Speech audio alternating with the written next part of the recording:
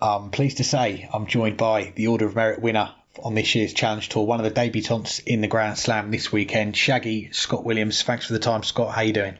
Greetings, I'm fantastic, thank you very much. Glad to hear it. And 2022, it's already been a year to remember for you, and you would be excused for losing count on how many tournaments you've played in this year. But as far as PDC events, 3 left for you, all going to be major events on TV, starting with the Grand Slam. How excited are you for this running of events over the next month or so? I cannot wait. I've been looking forward to it for months and months, and again the Grand Slam was just a little bit extra credit really. But yeah, I'm so excited for the next 6-8 weeks. And it was by finishing top of the Challenge Tour that got you a spot in the Grand Slam. And since we last spoke, you went on to win a record 4th title of the season, the most anyone's won in a Challenge Tour season. How proud are you of that achievement? Yeah, I'm really pleased. You can't not be, obviously breaking record and stuff like that. I'm more upset with myself that I only hit 199 180s and I couldn't even get to the 200. But that on its own. But it's nice to be able to joke about something like that, especially when I've played so well over the year.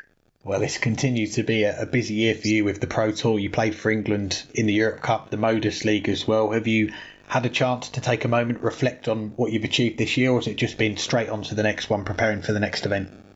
Yeah, it's mainly just been preparing for the next one, especially for the last few months because the amount of the amount of stuff that's been going on, especially the last couple of months with the Challenge Tour coming to an end, the Players Championships coming to an end, and then qualifying for these majors. So as nice as it's been, I've just had to take one event and then a couple of days rest, and then back into practice, ready for the next event. So I'll wait until probably until the beginning of December before Ali Pali, just to reflect and look back properly at what's happened this year.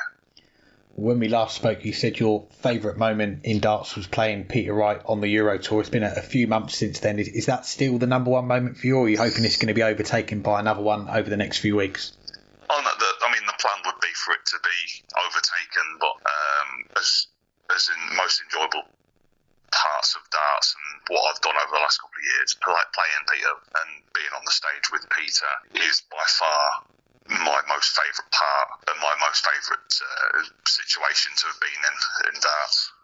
Well, you finished well clear at the top of the Challenge Tour to get the spot at the Grand Slam, also that 2-year tour card, but I'm sure you're aware there's a chance you might go into next year with that 1-year tour card if you finish the season inside the top 64. Whatever happens, you've got a tour card, but given all the work you've put in this year, I'm guessing there is an element of pressure to get in that top 64 and continue to climb up the rankings next year.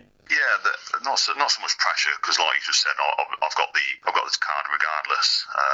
But yeah, with all the hard work that I've done this year, and I've earned nearly £40,000 at the minute, plus whatever money's going on for the majors. Hopefully, 65,000, 60,000, 65,000 that I'd like to keep into next year, so then I can look at another goal.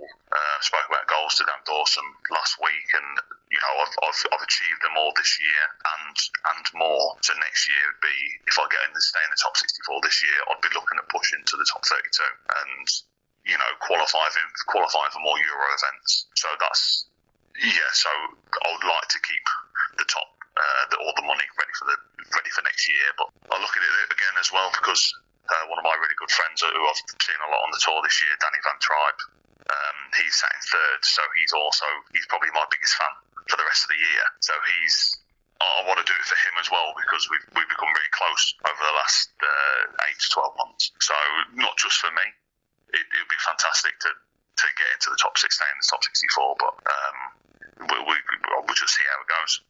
Yeah, I was going to mention Danny. I know he's joked on Facebook to you. He's rooting for you as well over these next few weeks. Yeah.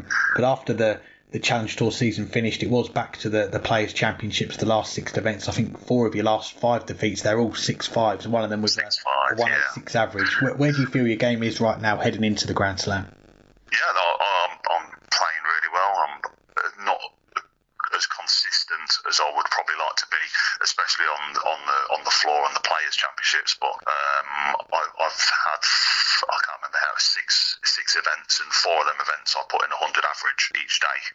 So I'm playing really well. well, and I'm getting over the line. It's just like you said, them 6'5s to Woody, who obviously you've got on this podcast as well. You spoke to. He was the one I had the 106 against, and it was just his finishing was sublime. My scoring was out of this world, where his finishing was unreal, and that's what made the difference there. But I'm practicing really well. I'm really looking forward to just getting there and getting started, and hopefully turn up against Luke. Yeah, you mentioned Luke. The draw came out on Monday. Many people labelling your group as the group of death includes yourself, Luke Humphreys, Ryan Searle, Josh Rock. What was your first reaction when you saw the draw? I got a couple of messages from people. Myself and Josh sit on the same table on the Pro Tour. So someone said, of course, we was going to get each other. That's how it goes. But I'm really looking forward to it. It's going to be a really good group, a fast paced, no messing about between any of us.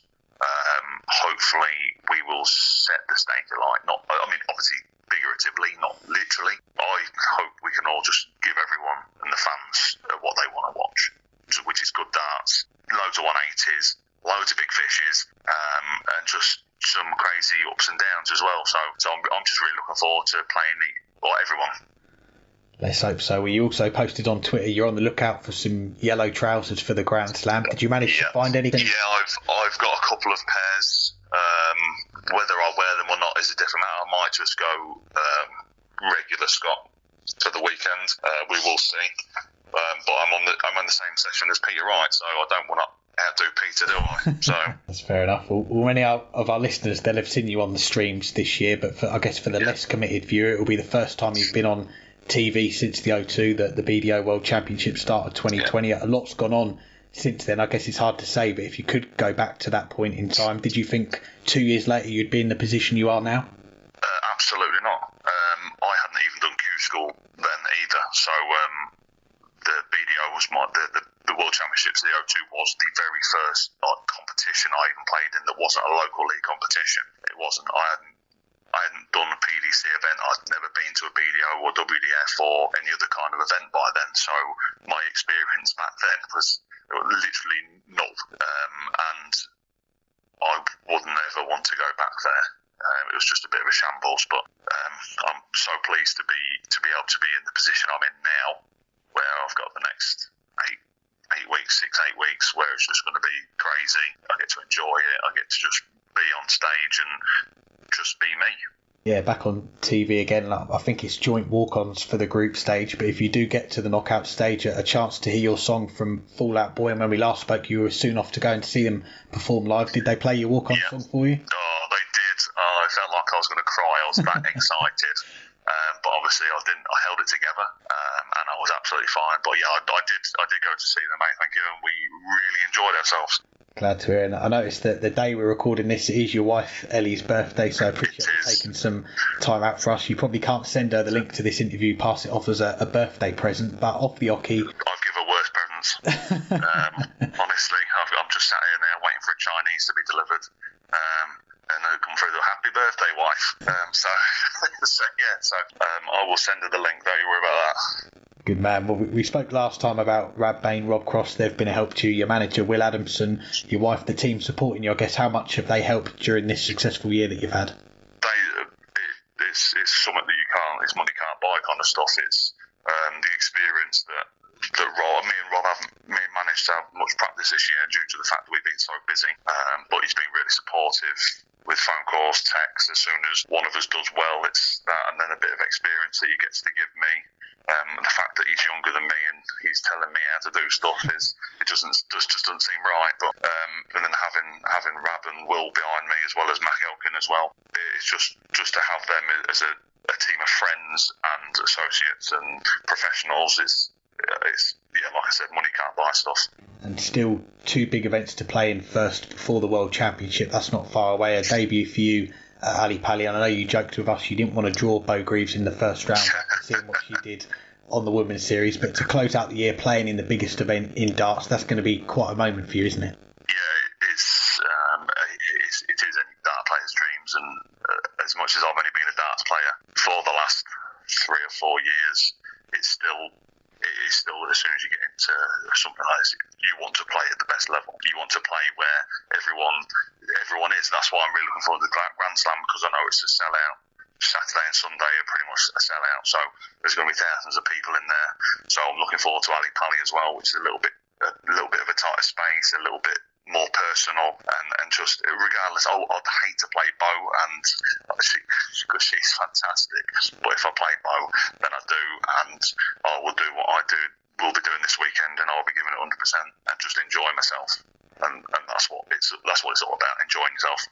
And lastly, before we let you go, you've won a Pro Tour, a record number of Challenge Tour titles in a year. You've qualified for these last 3 majors, but we've got to address the elephant in the room, and I watched it earlier. Your attempt at MDA events is 60-second challenge. Oh no, it wasn't. No, don't bring that up. We've big okay, that's it. Goodbye. Bye. Obviously, give you nightmares scoring the lowest score. Did you try and get a second go? Well, I'm going to have a word with Matt this weekend. I'm sure he'll be there supporting Rafferty. But I do plan on having a second go at some point. It wasn't my finest hour. But luckily for me, they weren't my darts, so that's my excuse. They weren't my darts. That's as simple as that. Fair enough. Well, Scott, always a pleasure to catch up. We appreciate the time, and good luck for the Grand Slam, the last 3 events of the year, and wish you all the best for the rest of the year and whatever. Cheers, buddy. Thank you very much.